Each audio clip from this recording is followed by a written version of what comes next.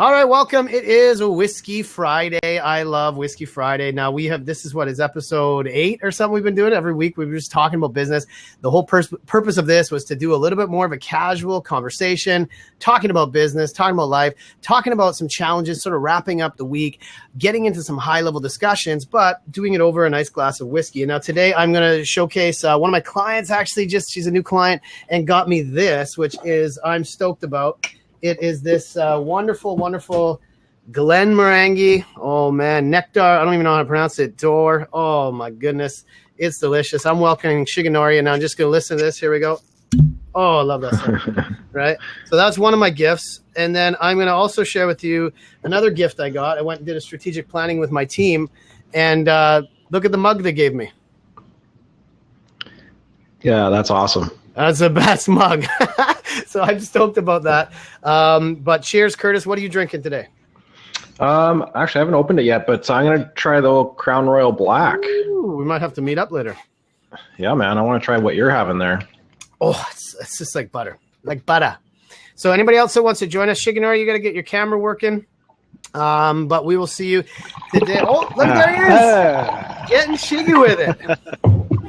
How are you doing, brother? Fine, thank you. Yay. Oh my goodness. Welcome to Whiskey Friday. This is your inaugural orientation. What do you got? What do you have drinking? Anything good? Lemon water. It's the Japanese whiskey. Yeah, that's it, man. Japanese whiskey. That's it. So I will I'll introduce these just wonderful guys that we have here. And I always do this because I'm looking at my screen. I don't know if it's the same on everybody else's screen. But we got Curtis, is a good friend of mine. He also sits on the board with me, the Young Entrepreneur Society. Do a lot of really meaningful work in our community, and he runs Design House Salon, a wonderful hair salon here in Victoria. So we got all 3 Victoria boys here today, and he's been awesome. Curtis and I have had a lot of talks about business and spirituality and sales and just how it all sort of connects. Really, really sharp business guy. I always love talking to him. And I've got my man Shigenori who's just joined. And Shigenori was sort of my first. I think I was a virgin when it came to spirituality. So he's like my daddy, right? Shigenori, you like my daddy, right? Daddy, oh, thank you, Master Jojo. Spiritual daddy. Yeah, spiritual daddy. When I did some work with Shigenori a number of years ago, and he came to me, asked about some business advice, and we started talking. He said, "Can I work you through some of my process?" And being a regular dude, a business dude, I was like, I don't really want to talk spirituality. We're going to be like meditation or like what kind of weird stuff we're going to do. But honestly, the work that we did really helped me to be more authentic, to check my ego, to be okay to be vulnerable and realize that all of this crap doesn't matter. All this stuff really doesn't matter, but you can still be a high performer and just let go of all the bullshit. And so that was really one of the cool things that Shigenori helped unlock for me, and really he's been helping me for a number of years. And so I got to say thanks to you, brother. A lot of stuff that I'm doing now is a byproduct of the slapping around that you gave me spiritually. So if anybody wants an awesome spiritual coach, Shigenori's the man. So maybe introduce yourself, tell us what you've got working on, and we'll get going. Yeah, these days I started to learn how to share my messages through, share as image and things like that, and I'm getting used to posting messages on English, in English language. I was uncomfortable in sharing my messages in English because I was so shy, but now I'm getting used to it, so I'm having fun with it. Oh, so thank you, Joe, for your encouragement. Totally. The thing is it's so funny. Like I do a lot of work with different coaches, life coaches, and spiritual coaches, and there are a lot of clients that I have, and it's always so funny. Like you're great at the coaching stuff, but when it comes to selling it, when it comes to asking people, it's like, then it feels weird. Then all of a sudden, then you feel weird and they feel weird. But if you have value, I mean, you've got so much value, and all these coaches that I know I deal with, there's so much value in the conversations that it's just continuing that on and creating a value around it and getting a price point and just being okay to continue that and ask and be like, let's solve a problem. Let's move you forward. Let's change your reality. And then it becomes fun, right? Then people want to pay you. But if we don't ask them, if we don't get them to pay it, we're doing them a disservice. You have something valuable, they would love to pay for it, but we don't ask them because I was talking to somebody yesterday, we get caught in like pissing around on all the marketing and the funnels and all the creative stuff. But the reality is you got to talk to people and ask them to sign up for your programs, and then you can really make a difference, right? That's so true. And you've been helping me a lot. So thank you for your insights and wisdom. Well, I couldn't do without you, brother. So let's talk. Today is how fast do we show up in new relationships? And this was, I'm so glad that you came on board today, Shigenori, because this has been a conversation that I've been having with a lot of my sales team. So so people know, when I do sales coaching, a lot of the times I listen to sales calls. That's part of my program, is I get them to record their calls, whether they're good or bad. And what we listen for is not so much the things that we say, but we listen for that subtle interplay, the psychology between the two people. When we miss the opportunity to connect, when we don't build rapport, when we say something stupid, when we shouldn't have said that stupid thing, when we ask the question, but then really don't give a shit about the answer they give us, and we just say other things, or we share some information at the wrong time. And so the key that I've been seeing, and I'll share with you guys one of the big tips, is I didn't realize I did this until about 2 weeks ago. When I start an initial phone conversation, I close my eyes when I'm listening to somebody on the phone, because I'm trying to imagine what it's like in their world. Like if you meet somebody face to face, what do you want to do? You want to make eye contact, right? So, but on the phone, that's like a digital eye contact, or through email. Like, who is that person I'm talking to? You can't do it face to face. If you close your eyes, it's weird, right? But on the phone, making that eye contact. And I realized that most of the stuff that we do in sales, in relationships, all stems from how we show up and how fast we show up. And so that's kind of what I want to talk about today, is some of the things that you guys look at, how you build those first impressions, how you really just kick some ass right from the beginning. And I'll start with Curtis, because you guys do a lot of work on first impressions. Well, I think that, first impressions are absolutely essential, and I think you nailed it, phrased the conversation anyways.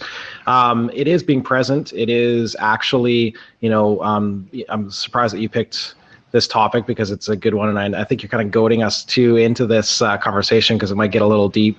Yeah. But you know what? Listening is love. If you're listening, that's one of the most amazing examples of love ever. So if you are willing to listen, if you're actually present and listening to what they're having to say, not thinking through what you have to tell them as soon as they're done talking, or trying to make a solution in your mind, or framing it while they're talking, then it actually builds that rapport. You're actually connecting with them on their level, where they're at, feeling, listening, seeing, using all your senses. Even with smell, if you're directly with somebody, smell is a big deal. It might kind of sound getting a little bit weird, but it is. It is all about. You know what's funny, man? I'm gonna cut you off, because this is one of those funny things, is that when I get into these conversations, I am also doing the same thing, which is like, I talk to salespeople, and I talk to like really highly complex technical things.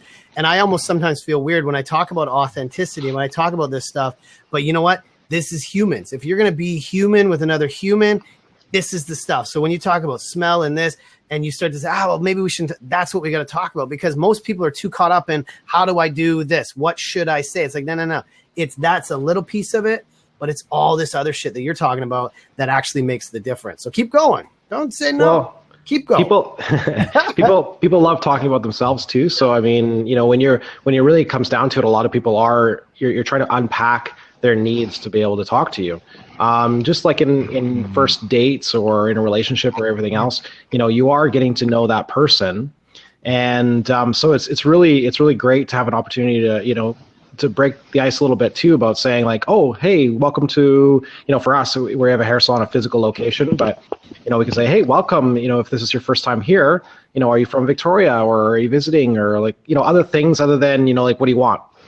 Or like, what's your problem? Yeah. Or holy smokes, like, you should have did your hair today, like walking into a hair salon. Like, don't you think we're going to judge you, kind of thing? Like, it's not that way, but that's how some people can come across. If you're like, whoa, you need some help with your hair, and you are super frizzy, you need this product, boom, this is what it is. Mm-hmm. That might be the case, but first develop the rapport, first get to know them, listen to them, find out a little bit of information about them other than what they're there to find. And then you have an opportunity to say, well, now I've got some information that I can use in the future to continue that rapport. And when I see them again, I can say, hey, welcome back. Are you're visiting again from Seattle? And they'll be like, wow, I can't believe you remembered me, but, made that connection.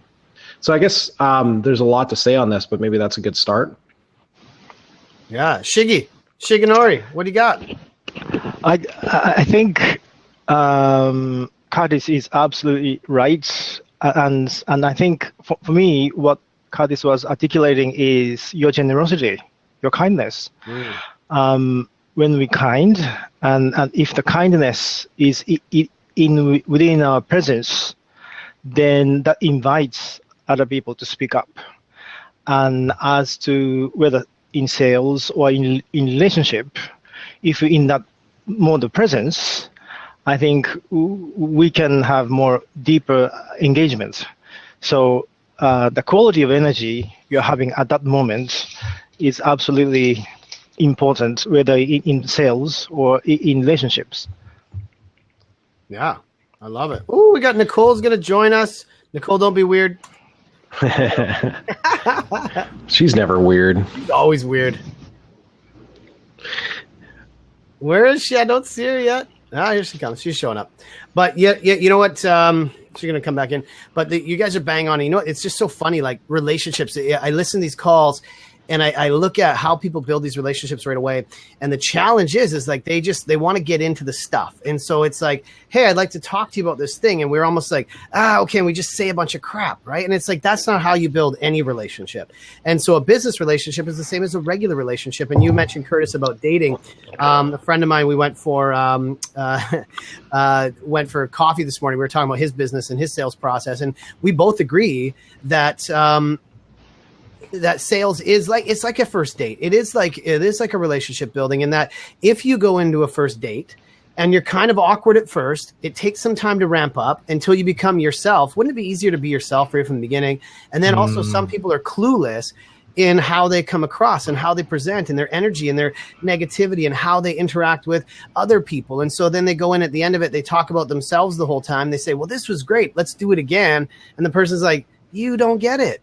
Right? It's the same thing in sales, same thing in business. Like, you talk the whole time, you don't get it. So this like questioning, but more like empathy. Like you guys, like we talked about this, is that I'm going to ask you questions, but I'm actually going to ask questions and I want to know the answer. I'm not just asking you questions because I had that written down, but I'm seriously curious. What's your challenge? What are you working on? Oh, cool. And you pay attention, and then you ask more about that, and people go, wow, like you said, I feel listened to. It's one of the best gifts that you can give people, is just listening to them, right? Well, I have a question that if you feel not yourself at that moment, what's your advice when it comes to talking to a client or building relationships? If you feel like you're not yourself? Yeah. Oh man, it's one of the toughest things. And there's a couple things that happen. Is I've even ran into it myself twice this week, is the idea of prejudging other people and starting to imagine what they're going to do, especially if you're selling services. You start to invent all these ways that they're not going to buy from you. And so you go into the call expecting it's going to suck, right? And I had a couple different calls this week where I was like, I don't know if they would be able to afford my services or if they're the right fit. And I started to invent all these ways. And then what happens? You show up like that, and it becomes a self-fulfilling prophecy. And that becomes a negative feedback loop. It keeps reinforcing itself. And to understand that is part of it, but also understand it is totally normal. So you catch yourself going into this call prejudging, and you just go, stop prejudging, give the full show, give the full service, let them decide if it's for them or not. And when you do that, both of those people that I did that to this week, they're both like, yeah, I'm in. And they're like, we'll find the money, we'll make it happen. Because if there's two things that happen. Do you feel like through this program you'll get a change? Yeah. If you do you feel like I'm the right coach or mentor to help you do this? They say yeah. Then it's like, okay, I'll find the money. So you just don't make decisions for them, right? Because you're just creating this big thing. But what your question was is, how do you then sort of unweird that? If you start to get weird, how do you become back to your normal? The easiest thing is just stop being weird. Most people just keep going, and it keeps getting worse. Just stop, ask some questions, ask some genuine questions. And if you can't find a way to connect, then put that on the table. Be like, I don't think we're connecting very well. Right? Being honest. Just be honest. Like, I don't like this, because I don't like going into calls that make me feel weird. And so I don't want to be weird. So if somebody's like, if I'm weird with Curtis, I'm like, hey man, this is getting weird. Right? Like, let's just say what it is. Because if that's going to be how it is, and they sign up, now we're going to spend months together being weird. No, thank you. Right? So it's a screening process as well. Yeah. Like that. Well, I think you said it right too, Joe. The first part is also, fundamental, know yourself. Know who you are, know what you love, know what you're passionate about, know what you have to offer, understand who you are, how you think that others view you, and also what you project on others to be thinking at that time on you. And then that actually builds an authenticity that, when you're going into these conference calls or when you're selling this product, it's not about self-realization of knowing yourself, although you will learn a lot by being with others, but you're really, really comfortable with knowing exactly who you are, what you have to offer. And, if they don't like it, they don't like it. I mean, that's just the reality of it. That's it. Yeah. Yeah. You're bang on, man. It's like, it's so funny that we always feel like we've talked about this so many times about the scarcity mentality, and just like, we're so worried, like, I better make sure that this, and we get all worked up. It's like, there's hundreds and hundreds of people out there that will buy from you, but they want to buy from the real you. And so when I listen to calls and I see people do it, I'm like, it took you 9 minutes until you actually laughed and shared with them your real personality.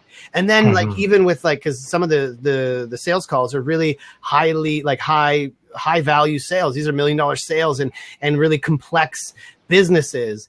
And then it took them 9 minutes to have personality. And then all of a sudden, both of them, like doctors and lawyers, are like, yeah, that's cool. That's awesome. Oh, totally. And they're just like regular people talking, not realizing they're doing it. And I'm like, right there is where it started to happen. And then you went back and, okay, well, let's talk about the questions. And then you became businessy again. And it's just douchey, right? It just feels weird, right? Just be normal and be like, what's going on with you, right? So.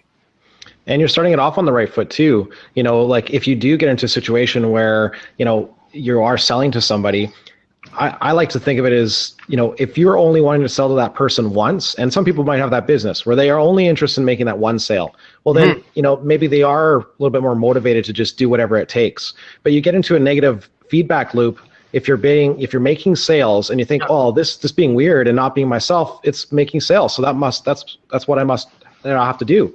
But the problem is that once you do that, you're going to be making good first-time sales, but you're never going to be making second, third, fourth-time sales. You're not building a relationship. You just built a transactional relationship that is phony and false that you can't maintain.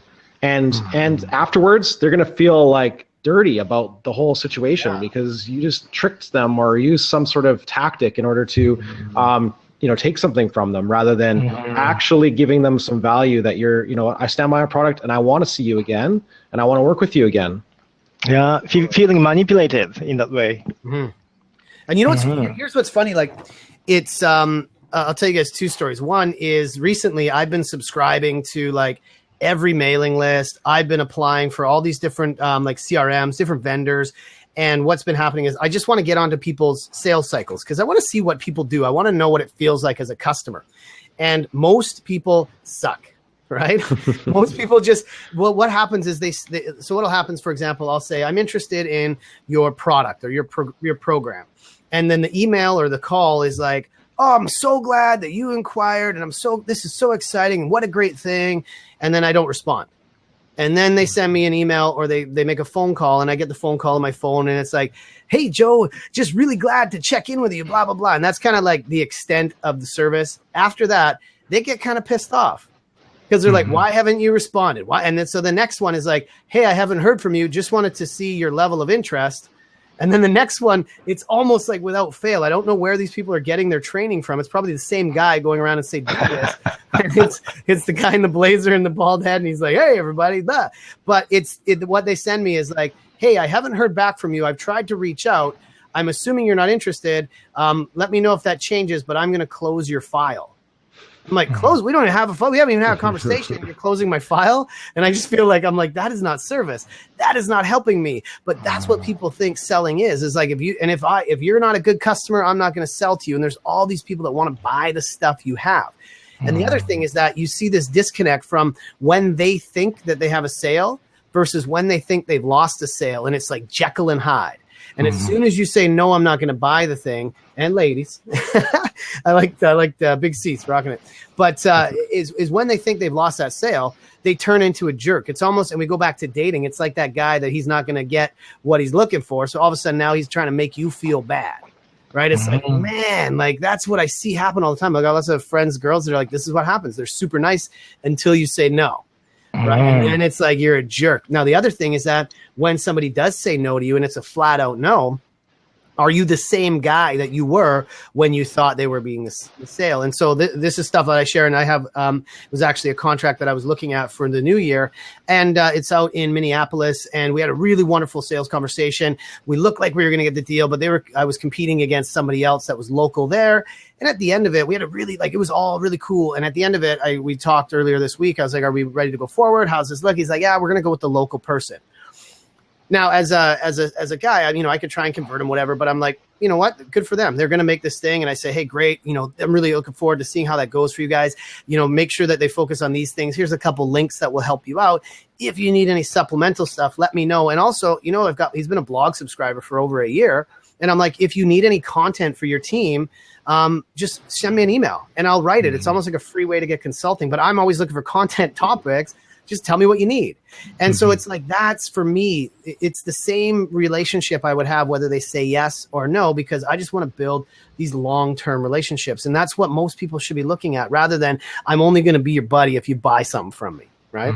Well, how would you say that good way of being competitive and a bad way being in competitive? Because you touched on this competitiveness.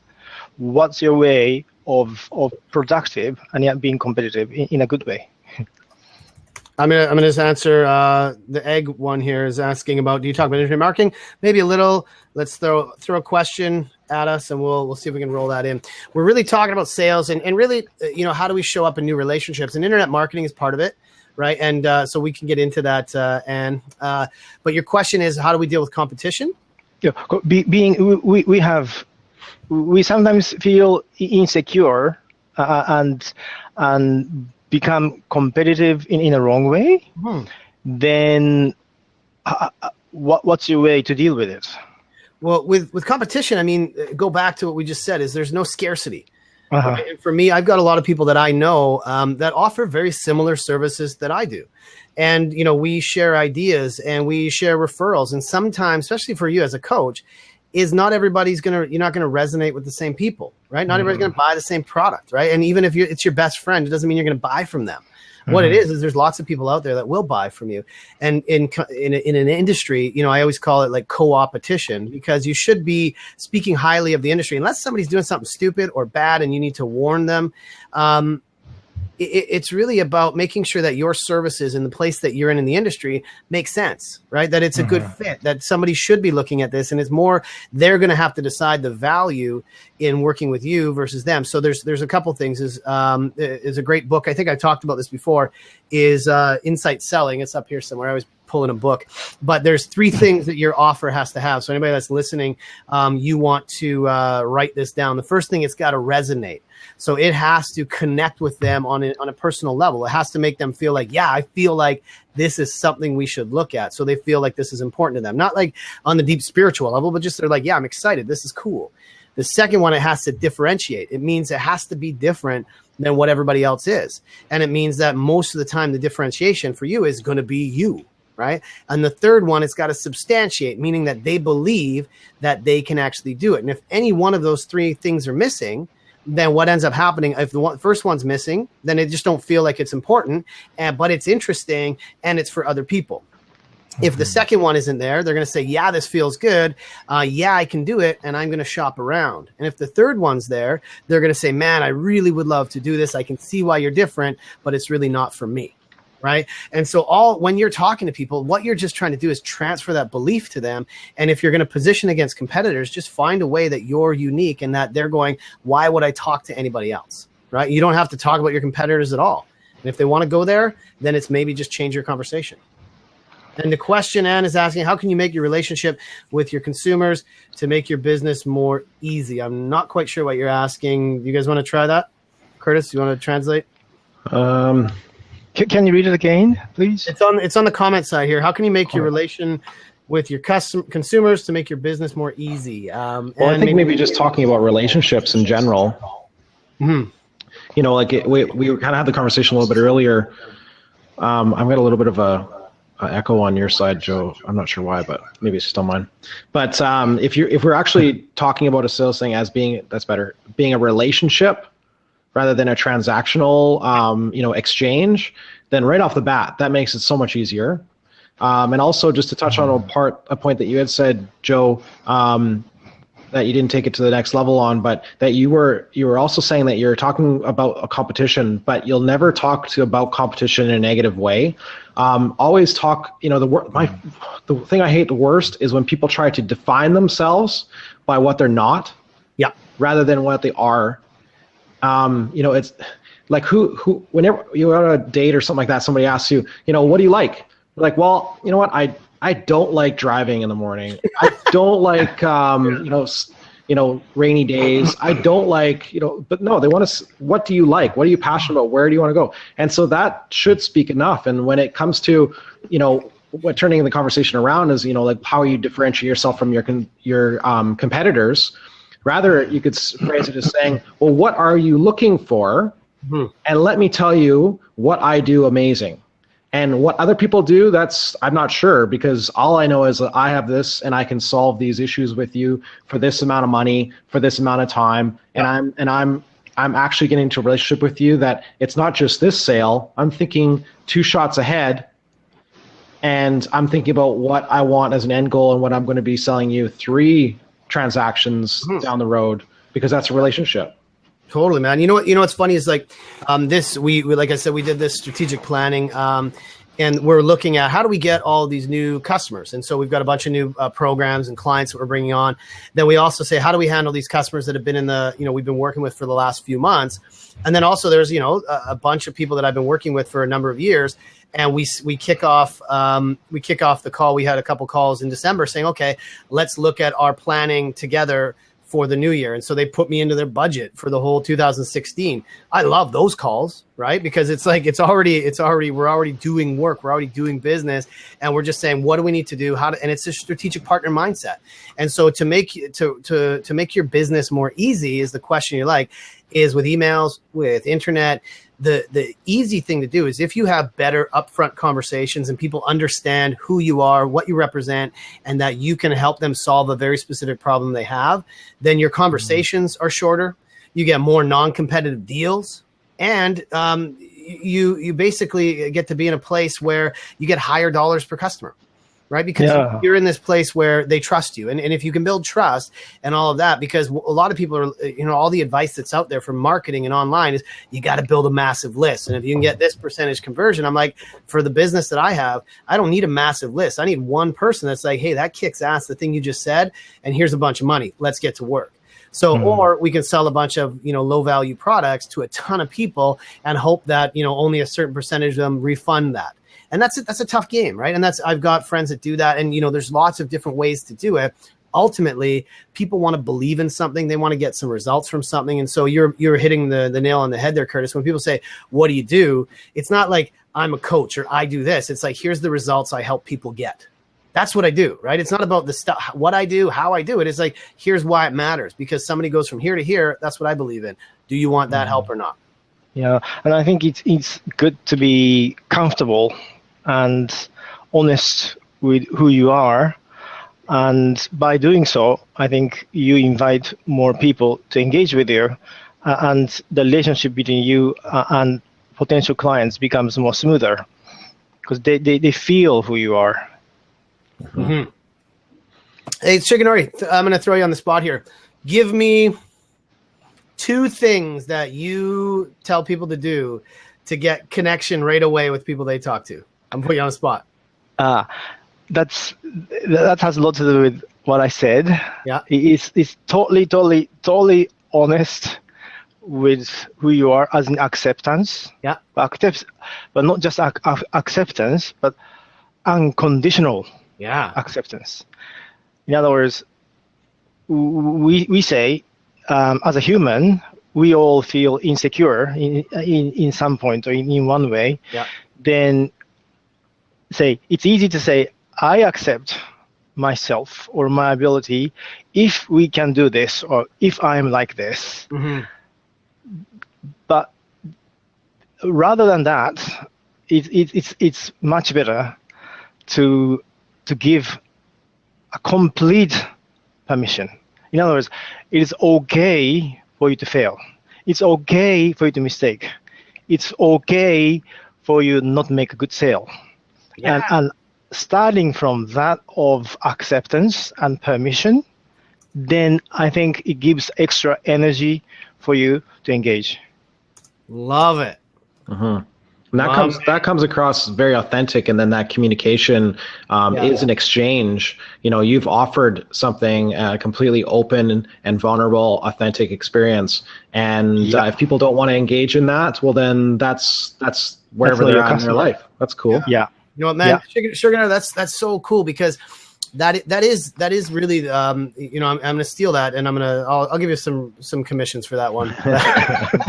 but with the conversation, I mean, going into the conversation without judging, but also not judging like what they're going to do, but with also going in and be like, who cares what happens?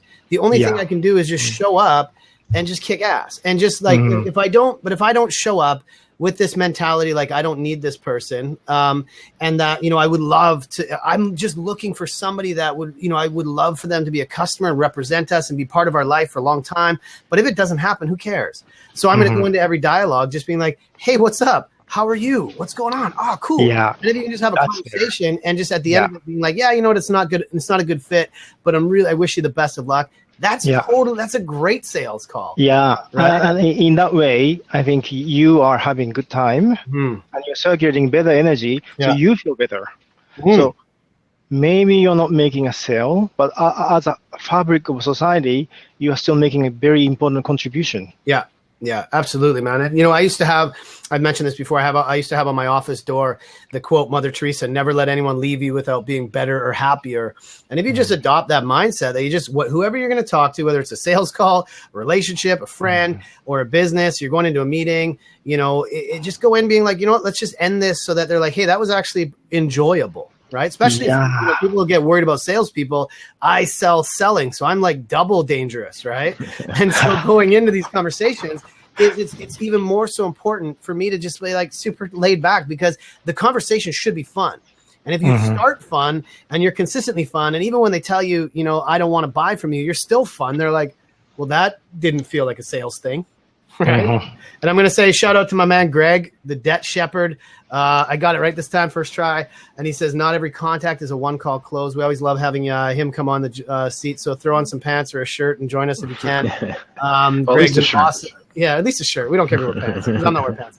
But awesome guy, Greg. We love having you on, man. So Shigenori, I love that. So you gave us one. I said us. I'm going to give you two. So give us a second one. Okay. And as you do, I'll push some more of this delicious Glen Meringue. Oh, baby. You drink your lemon water. See you in a bit. Yeah. It's all an empty. What are you having, Curtis? I'm having the Crown Royal Black. If you just stick your cup up to the top left side of your screen there, and I'll just pour it in. I don't know how, are we opposite sides? For me, you're like below me on the left. There we go. Yep. I'm gonna put my hand. That's going in my hand on my screen. Oh, baby. You know what's cool? As we slurp, as we talk about like different, like the screens on Blab, I don't know who it was, but people are using Blab for some really cool stuff. I saw a guy who is doing a cooking show. He has two different accounts. So one screen is him cooking, and the other screen is like the camera down on his food. Whoa! So you like watch. It's like a TV show, man. So I'm gonna start doing that. You guys could just like one screen will just be on the whiskey, and then the other one will be me saying a bunch of stupid shit, right? Even more. Have a glass cam. That's what you need, is a glass cam. Yeah, just always looking in my glass. I get a GoPro on the dog while she runs around the house. So Shigenori, give us another one, because I brought you on here for a reason. Give me one more thing that you would say to people. So I love this. Go into every interaction, being okay to fail, which gives you the permission and the freedom just to be yourself. What's another thing that people can do just to be able to go into these calls or into a conversation, into a new relationship, just super genuine and authentic?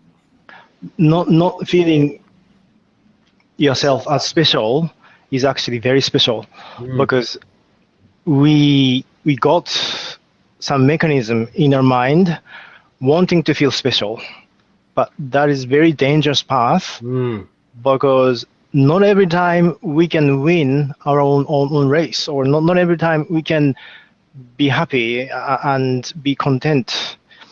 But not being special, as in totally submit to the situation, then you feel one with everything, one with whatever the result is. So hence you are already comfortable with who you are and where you are and what might happen. Did you know what I mean? Yeah, it's important. Like we, like I said, we did our strategic workshop on the weekend, and it's funny. It's funny when we did our work. There's always somebody that's in charge, the leader, this kind of stuff. But to be a good leader, to be somebody of influence, to go in and because for what you do, you're going in and you're in control. You got to be in control, yeah, but to not try and feel like you have to be the big shot. Like it's not about you, but it's about everybody. So everybody's on the same page. And what's funny is people keep asking me, why have I chosen Blab as a platform rather than Google Hangouts or doing webinars? Because there's lots of other tools. And I've been wrestling with that. And the number one answer is that everybody's got the same size screen. Equal. Because for me, I have to be on here. Like if everybody hates what I'm saying, I have to stay here because I'm the one hosting it. So if you don't want me to talk, I'll be quiet because if I click X, everybody's gone.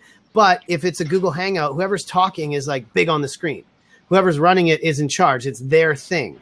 So that's why I like Blab, is because everybody's got an equal voice, whether you're in the comments or on the screen. And that's where I think that's what you're getting at, right? Is it's not about being a star or a celebrity. And that's why, when we talked, I think in our second one, do you make your business name about your name or about something else? And there's all these different schools of thought. But ultimately, it's not about you. It's about the customer. It's about the relationship. It's about the community. It's about the results and about just doing cool shit, right? Yeah, that's it. And also, what we really want is not in the results. What we really want is the results of results, that is feeling happy and joyful. So we get caught in achieving and chasing results, but the fact is it's better to start the other way around, being happy, content first, and then try. And then achieve. Otherwise, you're chasing all the time. And as soon as that you chase something and achieve something, then it's the satisfaction is short-lived. It's only for a while. Then you have to achieve again. It's exhausting to do that. Nicole, what are you doing? Join us. I can see you just hanging out there. We need some lady love in here. Well, and just, starting it right off the bat in an authentic way, like everybody looking at their relationships, take a snapshot of where you're at right now. Look at all your relationships. What are they like? Because it's not like, if you're a plumber, you might not be doing plumbing all the time. You might leave plumbing, you might leave work and not plumb in the evenings, unless you're doing a home renovation or something. But when you're a salesperson and you have a product to sell, you're selling all the time. Unless you're sleeping, but then probably you're selling to yourself too. I sell my sleep. Yeah, see, there you go. So, you're selling all the time. So if you're not authentic about that, it's going to show. It's going to show in your relationships. It's going to show in all kinds of things. If you learn to just be authentic and know who you are right off the bat, it makes life so much better. And now you're in a place of being happy rather than trying to be happy or trying to get them to be happy. That's it, my friend. That's it. Because the salesperson wants to be a salesperson because he wants to feel happy. It's about happiness after all. So I think you're absolutely right in saying that. Yeah. And you know what's funny is going back to what you're saying, Shigenori, and what you're saying right now is that I think most people just don't know how to enter conversations or don't know how to be happy prior to it, and so they have this, like you told me before, this attachment to the result and to the performance. And so all of the training and all this stuff I do is don't forget about the performance. It's all about the activities you do and find a way to enjoy all the things you do. So if you know that you want to make, say $100,000 and each customer represents this and each conversation represents this and your conversions look like this, then go into every conversation just knowing that that's just one of the numbers that you got to do, and just enjoy that one. That's right. Rather than trying to enjoy the end result, just so even if you know that you convert at 50%, enjoy all 100% of those conversations, and that's what. As soon as you do that, you probably move from 50 to 60% without even thinking. Yeah, and be totally in the moment. Yeah, right? Yeah, that's so true. I love Greg. Greg, man, join us if you can. Throw on a shirt. But yeah, no, we really want to make this thing. I appreciate what you're saying, man, is that we are trying to bring some substance into this. We're trying to make it like a conversation, even though Shigenori's drinking lemon water, right? We're just talking about, this is exactly what we would talk about if we're sitting down having a drink, is what really matters in business is connections, is people, and is being okay to be yourself. Even like I said, in like some of these high value ones, is going in and being like, what's up? How are you doing? Right. I used to be nervous, and especially before I worked with Shigenori, because I used to really have something to prove. And anybody that's listening, if you ever feel like you have to be somebody before you can be somebody, does that make sense? Right. Mm-hmm. So you have to until you make it. Until you make it. Right. And so then you try and create this persona, and what ends up happening is this persona becomes this armor, and that armor becomes this sort of fake. And that's what people think they have to be for selling, and they feel like they have to represent this caricature of what they see other people doing, but all those other people are fucking insecure themselves. So it's this self-perpetuating, insecure bunch of people trying to sell to each other, and everybody feels like it just doesn't feel right, but I guess this is what I have to do. And so people are like, hey, you want to get into sales? They're like, no, thank you, because it doesn't feel right. So when Shigenori, you and I talked, we started doing our work, is how fast can we just be our true selves? And how can we just own up to the stuff we're doing? And like I said, with one of my corporate clients, we did a workshop. And the first thing I talked about, I was like, hey, by the way, I got this cool thing I do. It's called Whiskey Fridays, where every Friday we drink whiskey and talk business. And that's just something I'm excited about. And everybody was like, well, that's cool.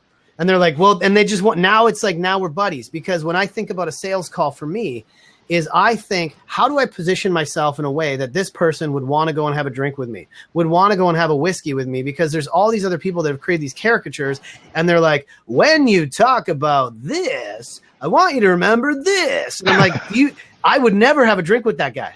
That guy sounds weird, right? Like the guy I want to drink with is the guy that's like, hey, what's up? It's how it goes, and this is what it is. And he's like, honest, right? So, I mean, that's something that I remember, like, you really, I think you beat that into me. It's just like, stop being insecure, stop trying to be somebody you're not, have some fun, go out, and who cares what people say, right? And I'm like, ooh. And then I started doing more of that. I'm like, well, this feels better. And everybody's like, I want to know what you're up to, right? So and it's easy for us to get attached with achievements. Yeah.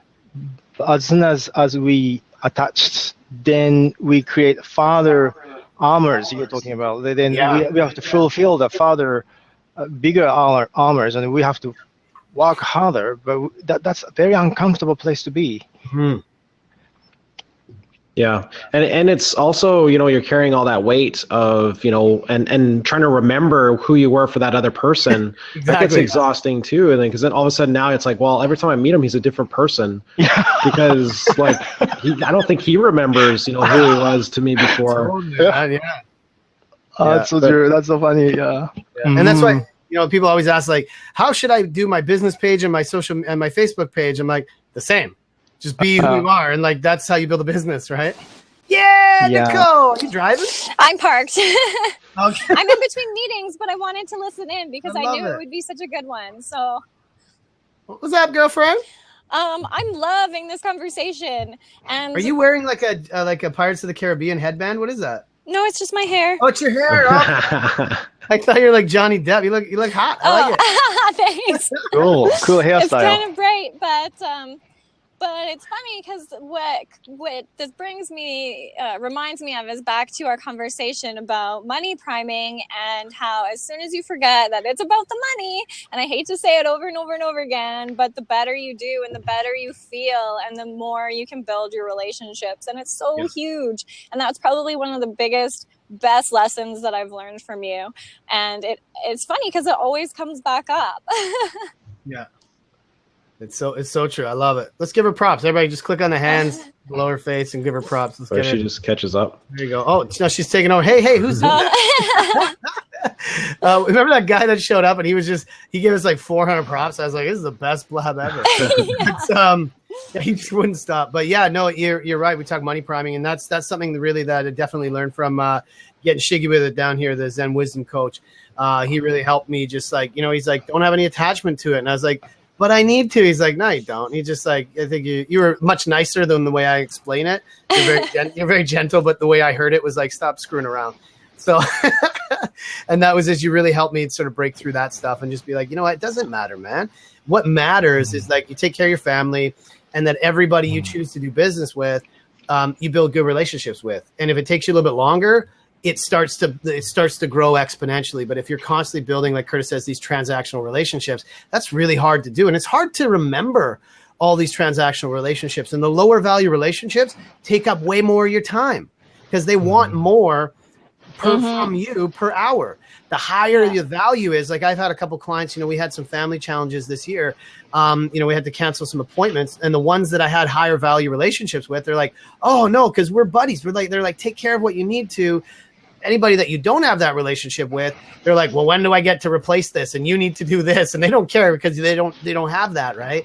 And so if you build more deeper relationships, it's like your staff, your clients, everybody in your community, they all rally around believing in the same stuff. They have shared values, and it's so much easier. So when Anne was asking about making it easy, do all this hard work to build relationships, spend all the time and just really caring and giving value, everything becomes easy after that, right? Then you can be as lazy as you want. And you're really just planting a ton of seeds with all of those relationships, right? And some will take a little bit longer to grow, but as long as you're nurturing those relationships, before you know it, you have that huge field of amazing crops and amazing people referring you. You have ongoing business, your business is growing, and really all you're doing is having fun and, enjoying the people that you enjoy being with, that inspire you, that are on the same page as you, that want to help you, or that you can help them. And it comes back again to the flesh currency. Absolutely. Yeah, and you know what? You save a ton of money because client acquisition is way more expensive than it is just with client retention. Yeah. Sure. You know what's funny is I was just thinking about this. I got an email. Huge contract came in today. Really stoked about this, and it was I knew at the outset of I talked about it a few weeks back, and it was just so fun to start the relationship the right way. And we're going to end up I'm doing a corporate retreat for these guys in Niagara Falls, right? And so when he mentioned, when we first started talking about it, and he said Niagara Falls, my girlfriend's from Toronto. We went to Niagara Falls a number of years ago. So the first thing I thought of, I was like, well, let's figure out a way to make this work because I want to go there. And I want to take my girlfriend on a trip. So let's sort it out. I was like, whatever we need to. And that's just, for me, that just feels so much more genuine and honest. And so then he sent me the email. I was like, okay, all the board's on board. Everybody's excited. We've signed off, and just tell your girlfriend we can have a trip in the spring. And it's more fun than trying to figure out the sales process. It's like, I want to do this. You tell me, let's do it. And it's just like, that's two people just talking about cool stuff, right? And not trying to convince. Trying to convince them that is a good way to go, or convince somebody that you need to be there for a certain reason. Yeah. But it just kind of happens, and it just the flow is there. Yeah, and also not telling your girlfriend you've got a trip planned in the spring until the deal is done, because that's bad for business. And Ursula's, I forgot Ursula's on this right now. She's listening. Hey, babe.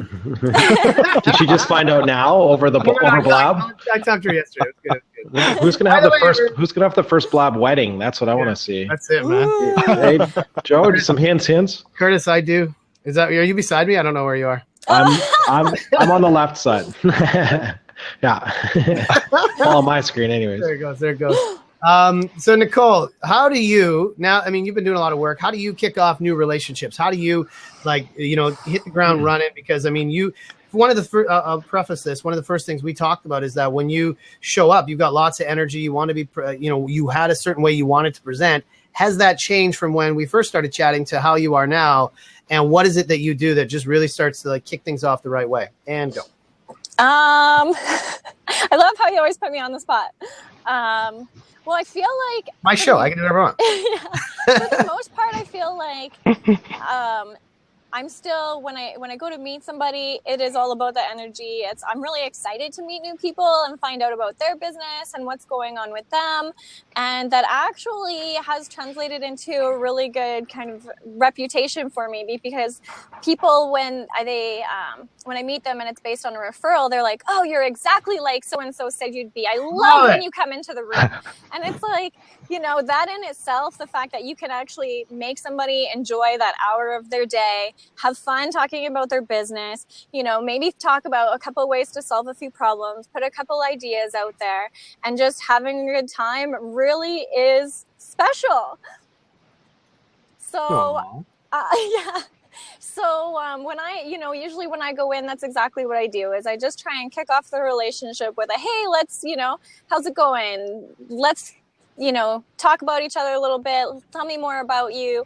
Of course, some of the questions in the process that you ask about what their marketing might be, something that they've been thinking about that's been bothering them. But ultimately, I start off and it's always just about the person.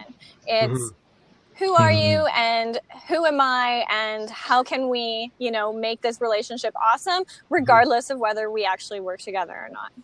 Yeah. And it's been it's been really good. It's a good process. That sounds good. Like even the way you explained it to me right now I want to talk to you about it. Like we haven't talked about you working with our business at all. Queen. Like you got to hire her. She'll give you money. Well, I mean, yeah, it's the thing. It's right. It's like every person, and it's funny. I never really thought of it this way. I don't know why, but I always thought that my employees were the people that I paid, and were there every day, and they came. But that's not it at all. Like the contractors are just as much as a part of my team as a person that's just working every day there. Like so when I'm looking for contractors to work with me, that's how I view it now. It's like, who do I want to work with on a regular basis that I want to bring in to my team in order to like be part of my culture and to like represent my culture and represent my brand and work with my employees. So the way you're explaining it to me, that comes across as authentic. Now I feel like, hey, you sound like I want you to be part of my team. Like we should talk. Why don't we talk, Nicole? I guess we. I don't know why you guys haven't talked. I haven't even thought about this. You guys can do I haven't really either. Social media.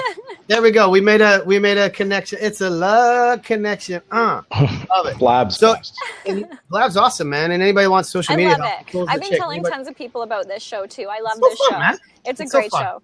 Yeah, and so it's funny. Like I had a meeting last couple of days, and one of the things I go into these things. Somebody's like, I want to talk to you about your services. No problem. We sit down. And pretty quickly, you can realize whether it's a fit or not, whether they've got the budget for it or not. We have these conversations. And sometimes what happens is we realize that maybe this isn't going to be a customer, but it doesn't mean the relationship ends there. Like if somebody's not going to sign up for you, whatever you've got, it doesn't mean they're a bad person or like it's a bad fit. So it's like, we're here anyways. Let me throw some ideas at you, right? If it's maybe they don't have the budget, they don't have the money, whatever it is, it's like, here's some ideas. Here's some stuff that you should maybe look at and think about this, think about that. And then you explain, you still give them the whole show, whatever your program, whatever your offer is.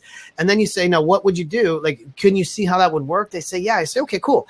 Well, why don't you do these things? And then once you hit this level, come back to me. Let's talk about it. And for me, like Curtis, you're bang on is for me, I've, as I've been growing my business, there's been a few key service providers that I've been watching, and I've just been seeing, like Nicole talks about, the consistency of how they interact with their clients, how they manage their business, how they manage their emotions and their sense of self, as Shigenori talks about. And that I'm like, now in 6 months or in a couple months when we're ready to do that thing, I'm just going to call them and say, now you're my vendor of choice. Now you're the one I'm going to work with for a year. And they're not going to know that's coming.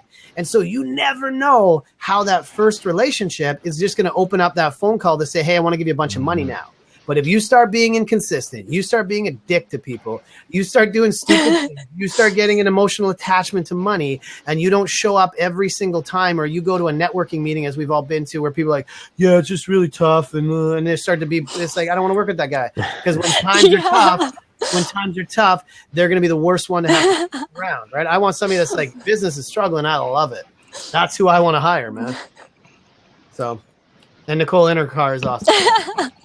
Yeah, that's how dedicated I am to this show. I love it. Shigenori, tell me about your bathroom trick. Bathroom trick? What? Sorry? About being... You know, they're like, whoa, what's going on here? I'm going to just totally flip the script. Let's just spice it up a bit. My favorite advice that you gave me about just slowing down. When I walk from my computer to the bathroom, I make that occasion as a moment of how do I say, let it go and gratitude. So every step I make is peaceful, and every step I make is the gratitude to all I have experienced and all I have. And then very short period of time, but in that way, I get in touch with something deeper. Because we take things for granted, like even having a water. Yeah, having a bathroom. Yeah, even having a bathroom, my friend. Even having shower every day. That's actually a miracle. And unless we are in touch with these miracles we already have, we will never, ever become completely happy. Because we already have almost everything, ingredients to be happy. And yet we forget. As a human being, we forget. We become demanding. I love this guy. So yeah, that's my little trick to going to the bathroom. I remember you told me that, and you're like, because we're talking about meditation, like you're never gonna get me meditate. Meditate's weird. I don't know. I don't have time to meditate. And you're like, okay, just when you go to the bathroom, take like 5 to 10 times as long to go to the get to the bathroom. Like, what if I really have to go? He's like, well, then you can go. Like, if you can, go a bit slower, man. And it's like, slowing down. And it's so hard to do. Slowing down, being present, and especially we talk about the topic here is the relationship side, is slowing down, getting rid of all the shit, making eye contact with somebody and just trying to get in their space and being like, what are they trying to tell me?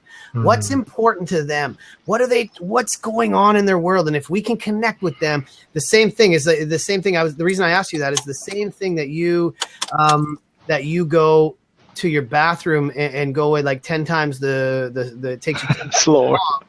It's the same thing that I've been telling people to do when they open up a new relationship, when they open up a new sales call.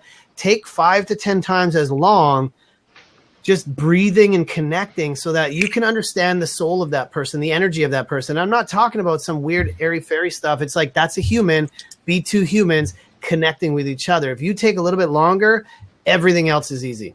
Yeah.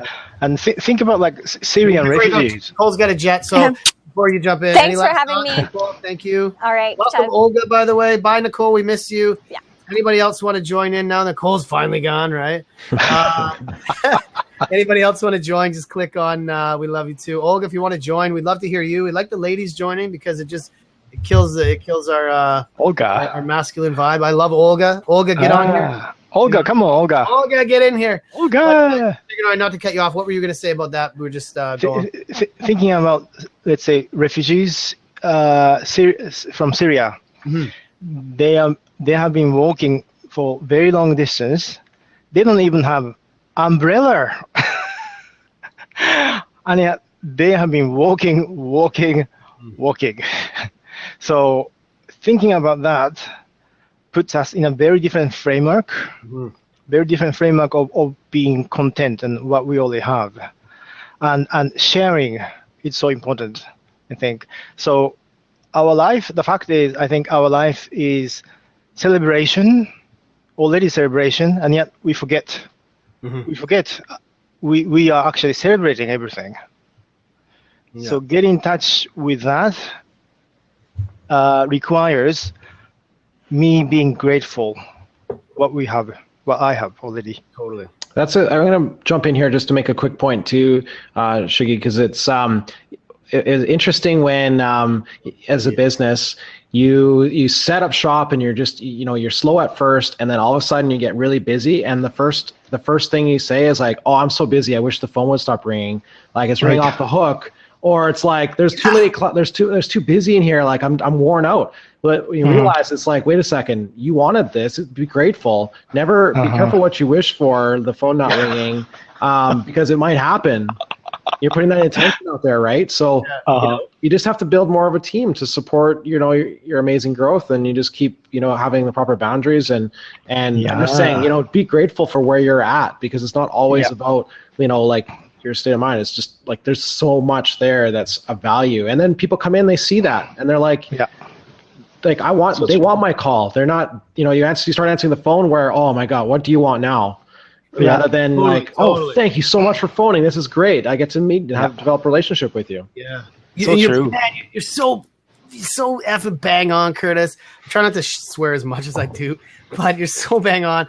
I wrote down on my Evernote today, because I was talking to my team and we were looking at some stuff. I was like, there's been some real first world business problems that I have to admit to, because I'm like, what a douchebag couple things I was thinking. And so I shared that with them. One of them was, when you first started out, I remember when I first started my business and I have first thing is I register my business name. I'm like, cool, I got a thing. And then I'm like, yeah. And then I make these folders. Ooh, I have my business name on my desktop, my folder.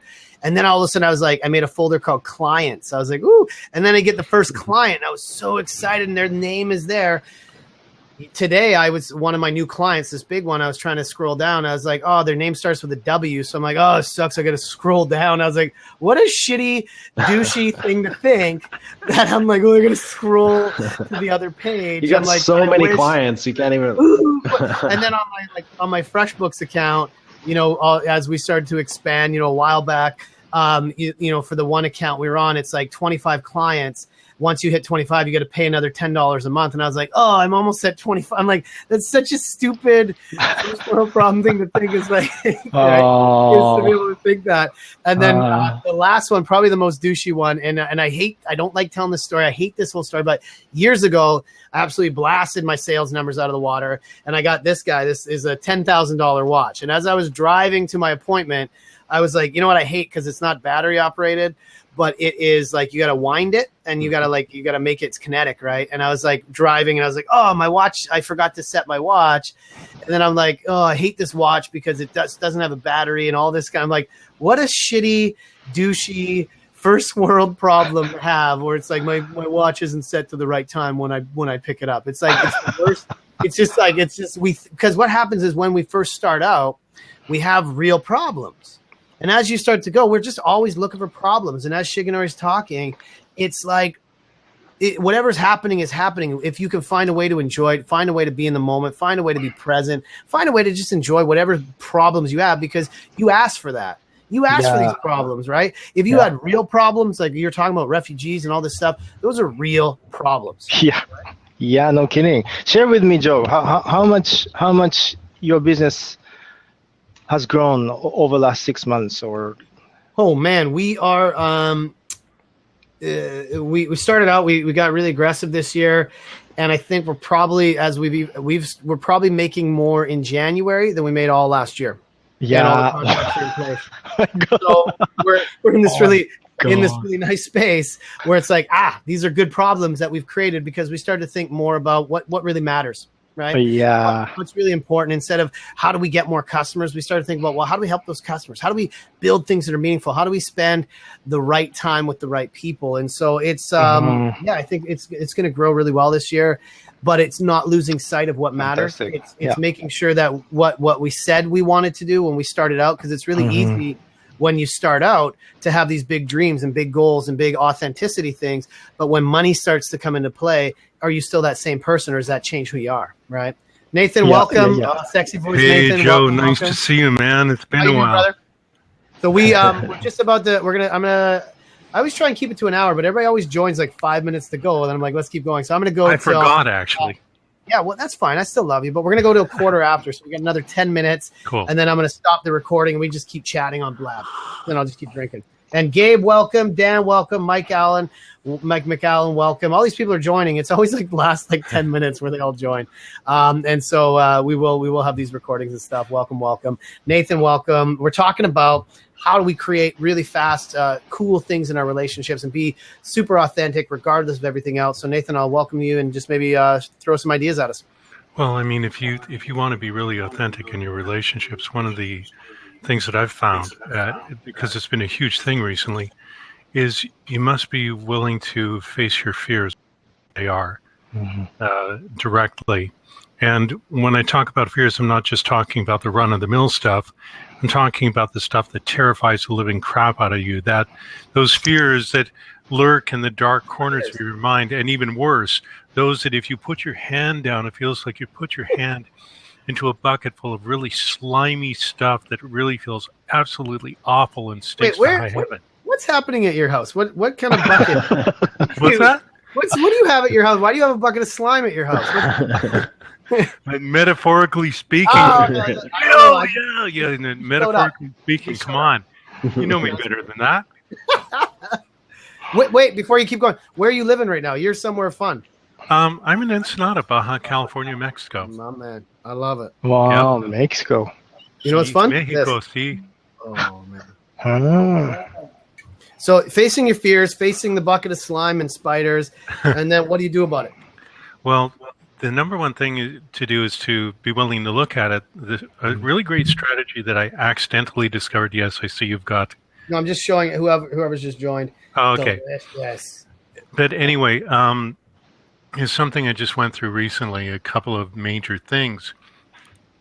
You force yourself to look at what terrifies you the most, and it's not enough to look at it. You need to start writing it down. And when you write it down, then you make it more real. It becomes something in reality. And then one strategy I used, because my mind used these techniques of repression, I know that really well. So in this one particular instance, when I wrote it down and I looked at it, next thing I did is I called a crisis line, because it was 5 a.m. when I did it. And I wound up talking to somebody on the line, and I read to her what I wrote. And the purpose wasn't to crystallize it in reality, but it was to make it so that I couldn't possibly run away from it. And what happened by doing that, a very short time later, I felt really tired. I needed a nap. I did that. I woke up. And then after half an hour, my body started to hurt. It felt like somebody was beating the crap out of me. I took an ibuprofen. I went back to bed. And when I woke up, my whole world had changed. The whole drama, the whole energy, the whole story, everything, it just suddenly dissolved. It suddenly fell away, and I was free of it. Or I thought I was, and most of it dissolved. And there were some leftover bits that I needed to go into. And I went into them again, and I started looking very closely at what was really troubling me, a problem that had bothered me for almost a dozen years, severe trauma. And I forced myself to look at it. And then I started doing, like, one of the things had to do with email. And I had a little idea popped into my head. I went online and I found the answer in 2 minutes. And when I looked at it in more detail, the entire drama dissolved. It just completely dissolved. Yeah. And so I'm essentially free of it. So, Yeah. So it's super important. If you face the deepest, darkest stuff in your relationships or in yourself, then what happens naturally is instead of being in your head and being in fear and telling these stories that drive you crazy, all of a sudden you naturally find yourself in your power center, as I've found myself since then, and everything suddenly becomes better. You don't have to, there's no artificial crap going on. You're just naturally real. Yeah, and I'll throw it out there because there's a couple questions coming in. Is it Dan? Let me just double check. Dan Jordan, welcome. We've got all these other guys that have joined. What's really going on is we're talking about, if we know that the topic of this that people clicked on is how fast we show up in new relationships. Part of that is sort of the preparation that goes into your own world, the energy, the intention, and what you're talking about is to keep it simple and almost in my language is like sort your shit out before you go and talk to people, right? Like really understand what's going on in your world. What are you worried about? Like if, and Shigenori, just anybody that's just joined, he's a spiritual coach and he did a lot of wonderful work with me years ago, helping me just sort my shit out.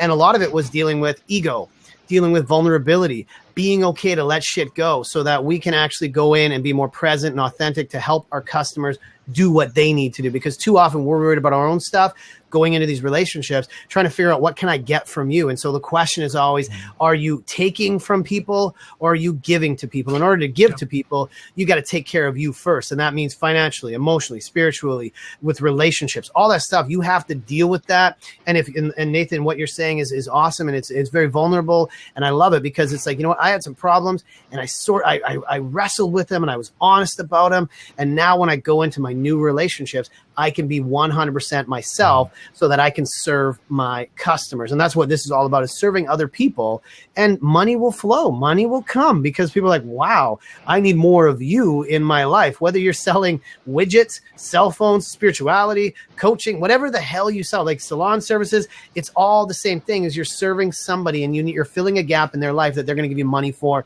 Just show up, be present, help them do cool shit. Right? Yep. That works perfect. That's a good sum up. Yeah, I think so. That's it. This isn't my whiskey language, right? That's what. And the more long-winded approach. What can I say? You were supposed to save that one for 5 minutes from now when you're closing the. No, that's mine. That was my my cold. But we have 5 minutes to go. I'm going to go to Curtis, then to Shiggy, then to Nathan, and I'll close it up. And anybody that's listening right now, if you have questions and you want to throw something at us, we're talking about first impressions, talking about really setting the tone for, and this isn't just relationships, but this is how to make a bunch of money by just starting all of your new relationships the right way. Money flows the faster you build relationships, and we can all attest to that. So I'm going to go to Curtis, sum this up, then Shigenori, then Nathan, then me. I just like to throw out just two new kind of things that we kind of been talking about, maybe just to highlight them, is that authenticity is magnetic. Mm-hmm. It's magnetic. And when you really think about that and really process what I'm saying there, authenticity is magnetic. You are going to attract other people that are authentic. You're going to attract customers that are also authentic and that know who they are. And when they do, your sales process is going to be so much more organic, natural, and for the lack of a better word, easy. It's just going to be fun. It's going to be great. And you're going to find those people. And when that authenticity is that, like I had said, when you're playing pool and you're thinking of a couple shots ahead of time, you're not trying to sink that first ball. You're thinking about your relationship with them on the second, third, fourth, fifth sale. You're always trying to think about how you're going to be able to deliver value to them, not just up front, but in the future as well. And that you are an asset to their team in the long game, not the short game. So that's a couple things I wanted to add. My man, Curtis, you always bring the thunder. Shiggy. So here's the thing. Before I let you go on, Shigenori and I worked together for a while, and I came up with this idea one day, and I want you guys to maybe post in the comments. I was just like, what would be cool is like when you get people to start to understand, I want you to say like you're getting shiggy with it. Remember that Will Smith song, right? Nah, getting shiggy with it. And he just stared at me just blankly. He's like, I don't get it. And I was like, never heard of it? And no. He's like, man, I was like, and I played him the song. He was just like, I don't get it. So I always am like, get shiggy with it. And people are like, asking. And he's just like, he hates it. I love it. Deal with it. Face your fears, Shigenori. Face your fears. I like it. And now I'm going to get you to add your 2 cents here before we go to Nathan, then to me. Thank you, Dan. By the way, be yourself. Before you do, be yourself. Your customers, your employers, and your friends will become a reflection of yourself, or a re-election. Re-election. I like that. It's the same one, man. It's a double meaning. I like it. Shigenori, rock it out, brother.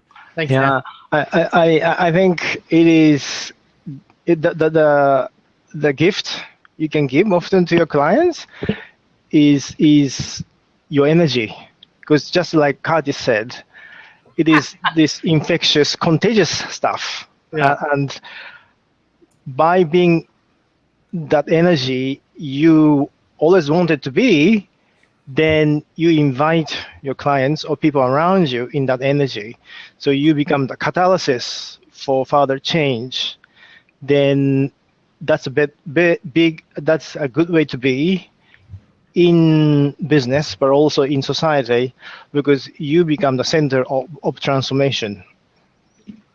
Yeah. Amen to that, brother. Awesome. Oh, man. I love it. Nathan, what do you got to say?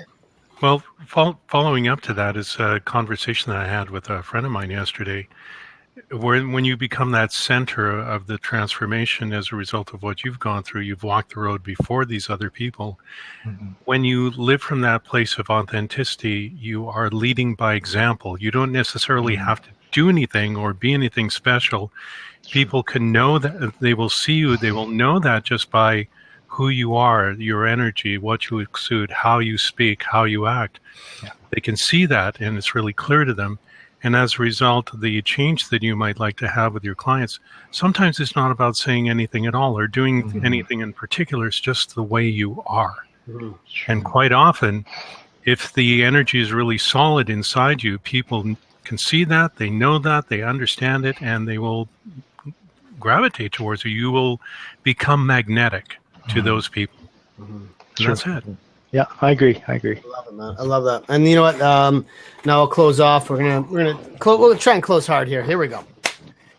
So, I mean, the biggest thing, I think the big takeaways for me today is that, I love what Shigenori's talking about and Nathan's talking about, what we've all talked about is facing those fears, being okay, just letting go, going into new conversations, forgetting about all the other stuff. And like you're saying, is being magnetic, being authentic, being who you really want to be. That attracts other people to you going like, I want to feel like that. I want to have that kind of a connection with my cut. Because it becomes this, like for me, that's my mission is the more I can teach people how to sell more authentically, the more I can coach people to go, hey, that feels way better. That feels like I didn't realize that's what selling was. I always thought it was this. Right. That's what I talk about from sales is like you can just be normal and just say fun shit and people will buy from you. But the whole thing is like there's all this miscommunication around what selling is and how to get money from people. And at the end of the day, if you have people out there that have problems and you have a way to help them solve it and they would pay for that, and you're not talking to them because you're busy being distracted doing all this other shit or worried about your own stuff, then shame on you. If you're not going out and helping people free themselves from these problems and creating some revenue for yourself, taking care of you first, you're not taking care of them, which means that you're really not being authentic. And so from an authentic sales place, I know that if I'm not driving revenue into my business, I'm not helping my customers because I'm being inauthentic. I'm telling them they can do all this stuff, but I'm not living my truth. And so that's when you ask about Shigenori, how we've grown the business, that was the realization. Like, stop pissing around, doing all this other stuff. And for example, like Blab, I'm not saying it's a distraction, but it's one more thing. I've got podcasts and this. It's like, okay, this is part of my business. This is part of what I do because I feel like if you look at the people that are in Blab today and who they are, like with Shigenori and Curtis, everybody's got a really unique skill set. Taking time out of their day to have this conversation, which is valuable for us. But imagine, like we've had a couple people say, this is a really cool Blab. We're sharing this knowledge and this insight and all these like ideas. And if you're not doing that every single day with the people around you, then what are you doing? Right? If you're just waiting for them to show up, that's not business. That's not marketing. That's not sales. That's just being lazy and distracted and being inauthentic. And so, the cool thing is that I think all of us will agree that just showing up 100%, with no fear in every interaction will make your lives easier, increase your sales, increase your relationships, and just absolutely make your life a lot more fun and make a bunch of money. You guys agree? Yep. Cool. I agree. That's it. So I'm gonna pause the recording now. That's gonna be the end of the recording. We're gonna keep chatting. I'm gonna keep drinking whiskey because I don't have another meeting for an hour and a bit. So there we go. That's it for today. Thanks, guys. Bye. Have fun. Bye.